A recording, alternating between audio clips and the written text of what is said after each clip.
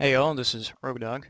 In this video I'm going to talk about something a little bit more advanced than in previous videos. It's my hope that it can help some people understand, hopefully able to implement some of these skills that they would otherwise take a little bit longer to learn.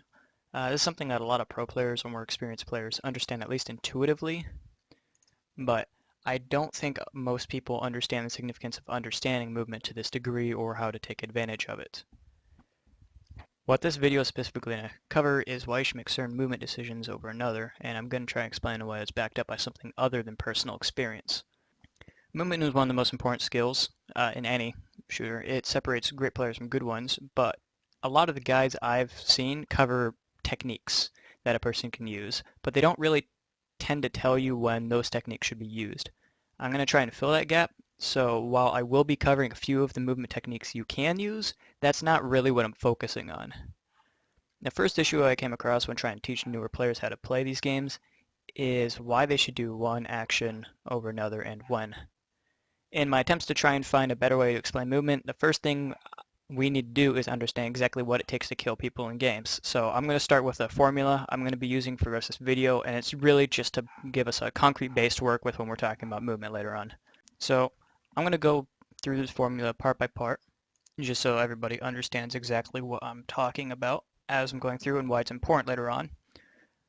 So the first thing we start with is this, and this is very simple.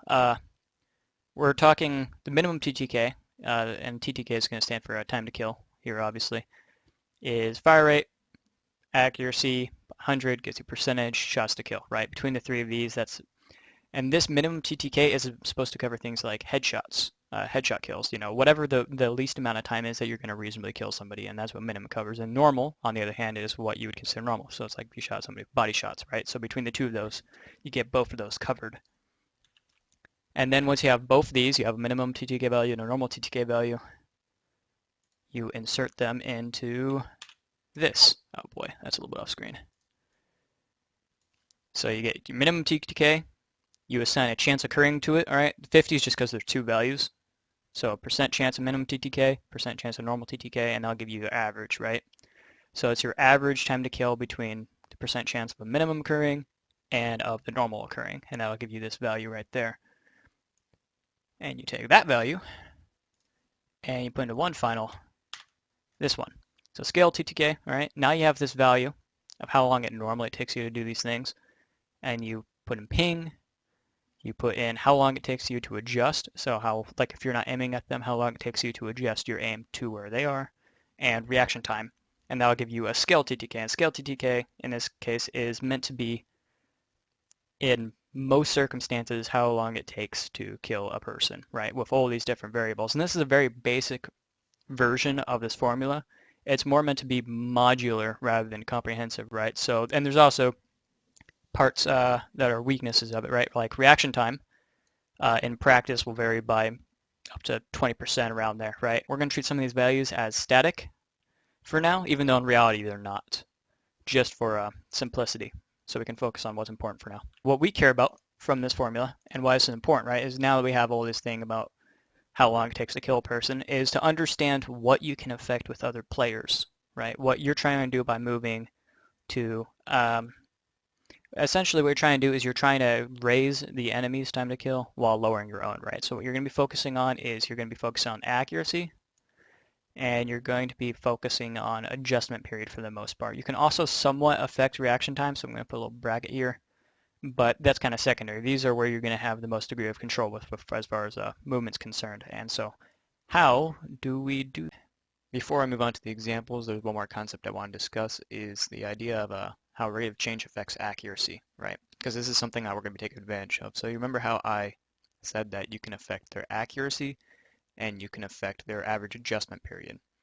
Their accuracy and their adjustment period, their accuracy especially, is going to be affected by rate of change of the angle. So when I'm talking about how easy it is to hit somebody, all right, let me draw a couple people.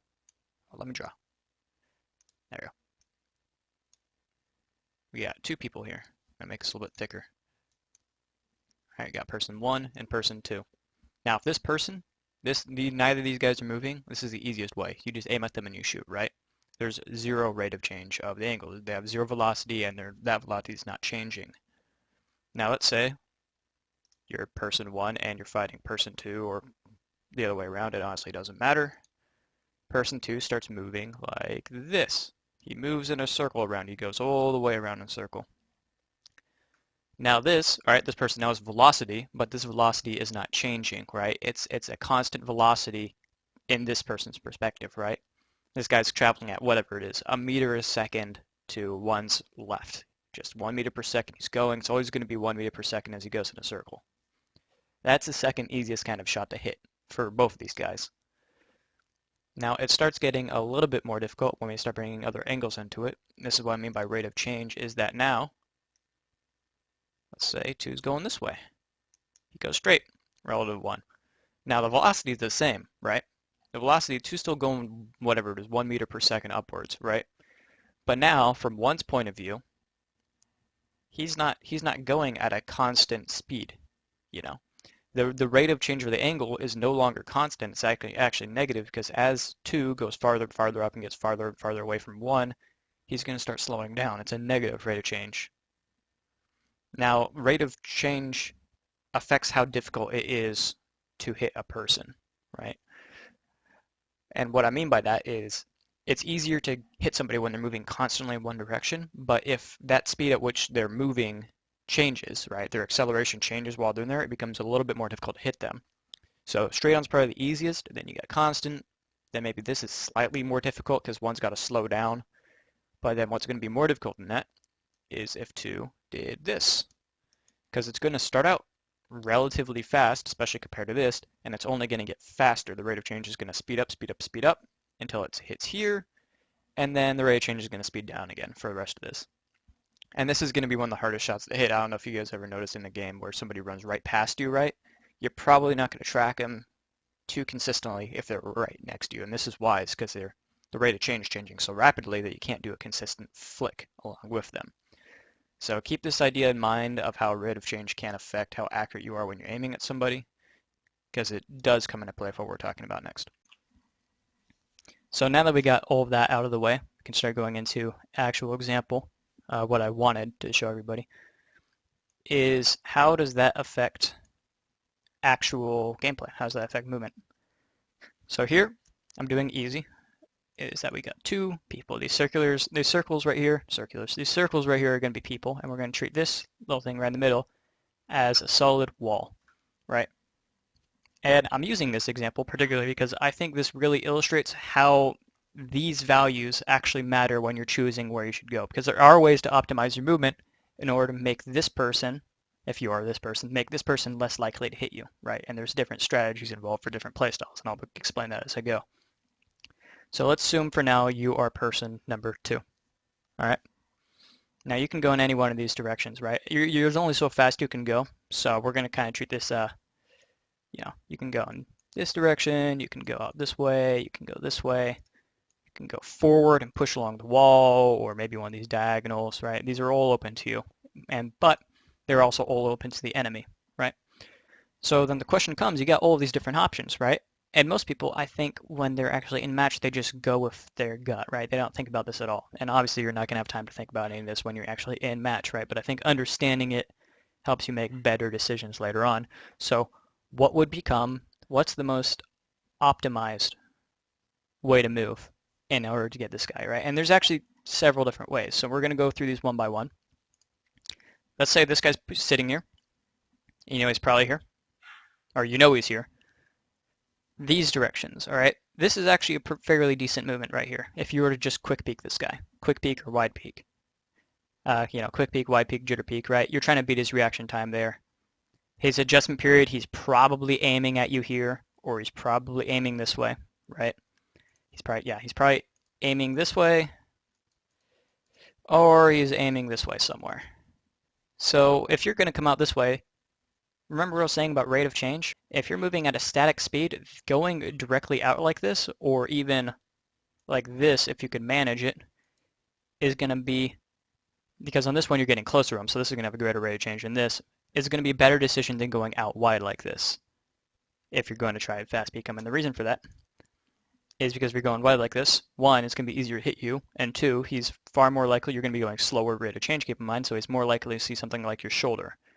If you're going to play really wide, as in if you're all the way back here, then this might be a little bit more decent, but overall, you know, if you're playing slow like that, you still probably want to go vertical or inwards. So something like this is not a viable option, right? Lower rate of change, it doesn't reduce his accuracy, it doesn't reduce his adjustment period, so just leaves these two.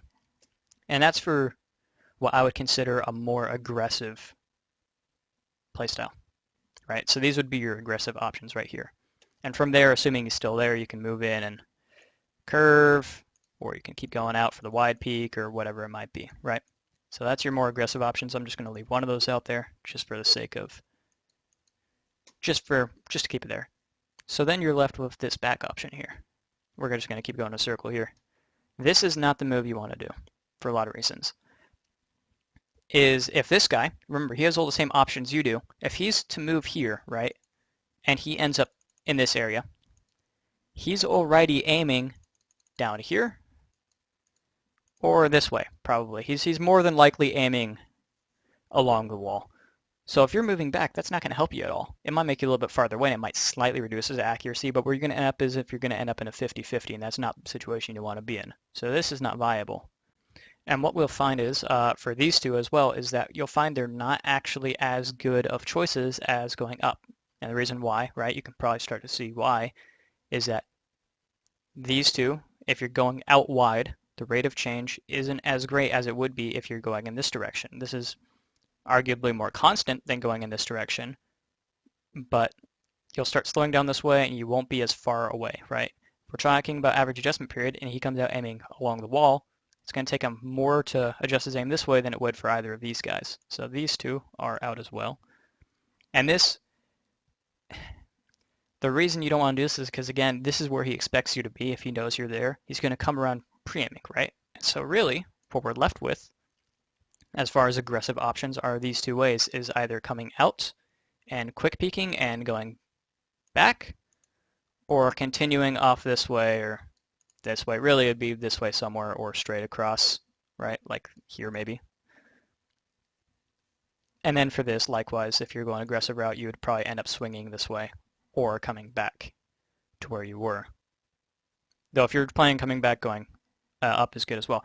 But so that's how you start looking at aggression, right? Is what's efficient? What efficiently changes where I am enough to, you know, dramatically increases adjustment period? What movement would be best for that?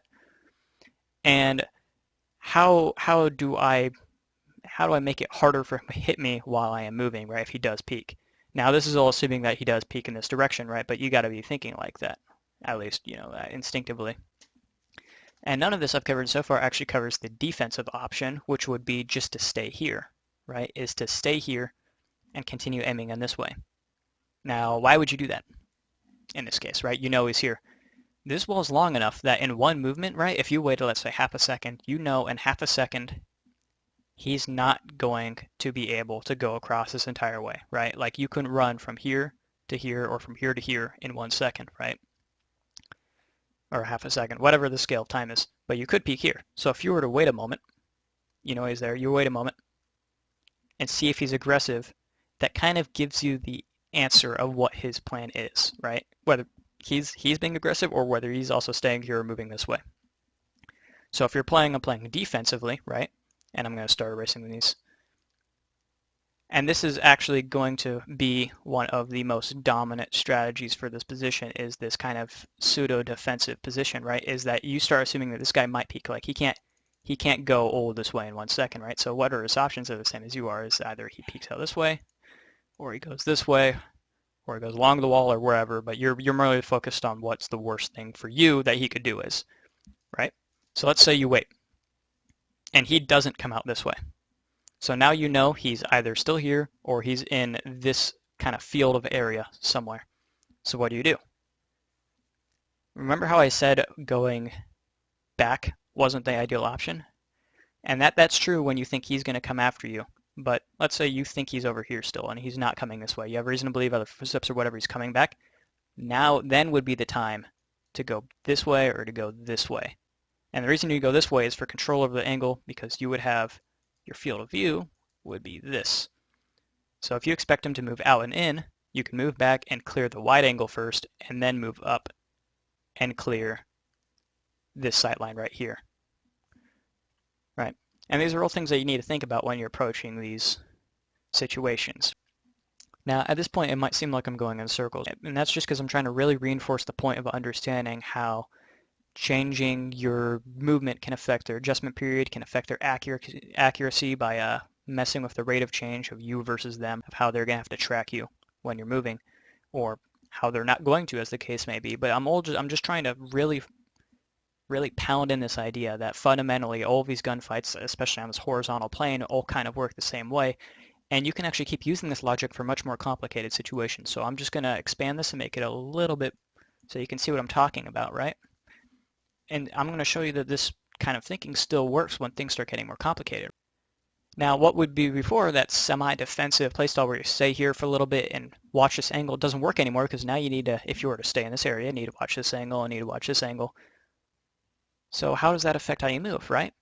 Well, now the dominant strategy isn't staying there or going down this way and pushing down here, because you have this other guy to worry about. And if you're pushing down in this direction and you're watching this way, this angle of change is too great if you were to peek out here. Let's say 3 peeked out, you're going to die. You know, it's 90 degrees right there. You're not going to get that kill. So suddenly the dominant way was what we were talking about. The dominant way would be that first aggressive one we were talking about previously, where you go up and maybe out, or this way. Suddenly the smart move is no longer sitting here and taking one fight, but forcing the 1v1.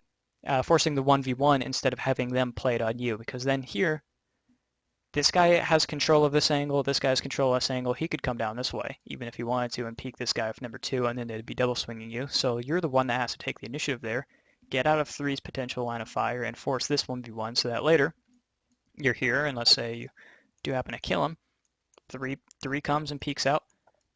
Now you got this angle to play with, right? Now this angle is yours. Now this angle is yours. You can come back, you can swing wide this way. So by explaining these, I hope people who want to get better at games can keep this sort of thing in mind when they're playing in the future, make better decisions. I hope it made sense, because honestly I have no idea how this video is going to turn out, but if people like it, I might go into more of this style of video later on as well. So thank you everybody. I'll see you next time.